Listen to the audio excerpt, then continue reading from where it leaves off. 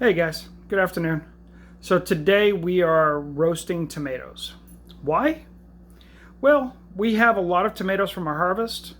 A lot of times you have people who have tomatoes from the store and they're going away, or your plants are producing way more tomatoes than you can use, which is our case.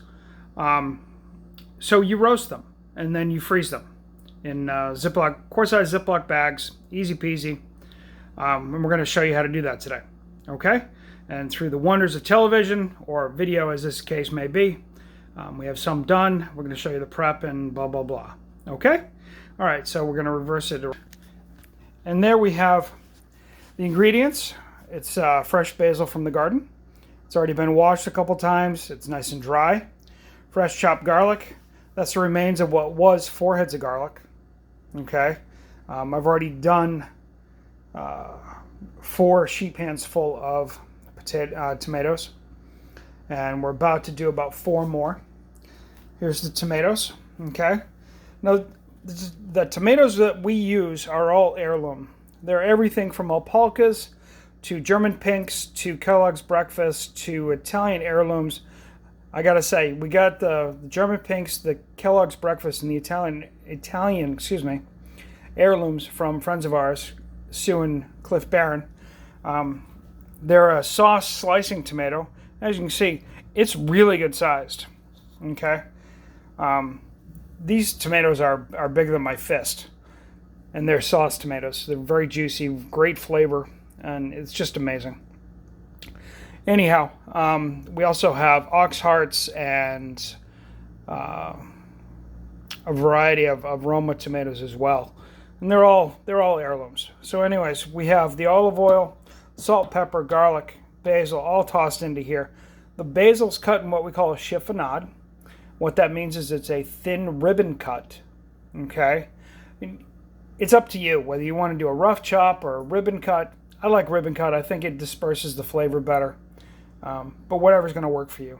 Okay? And then we lay it out right here. We lay it out on a sheet pan, like so. You want skin side up, okay? And then you're going to roast it at 425 for half an hour, and it gets you this. Okay, and at that point, the skins, as you can see right here, come literally right off. Okay? So that gets dumped into here with the rest that we've roasted.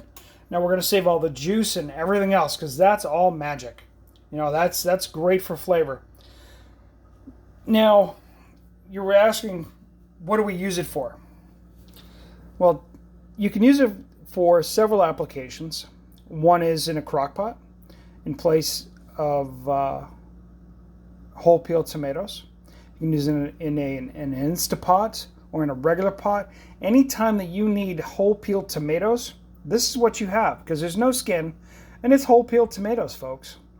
Only you roasted it, you flavored it, and I got to tell you, my kitchen smells ridiculous. It's fresh basil, roasted garlic, olive oil. Again, extra virgin olive oil, or as I like to call it, never even thought of sex oil.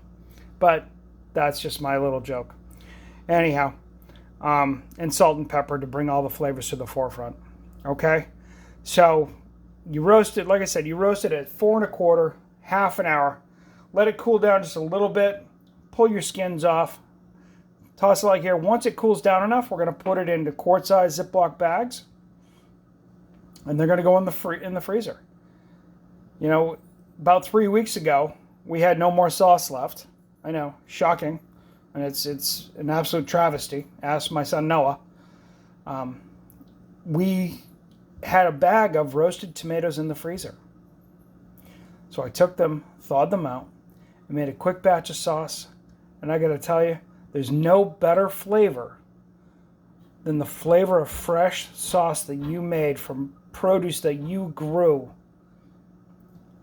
when you're not supposed to have fresh sauce.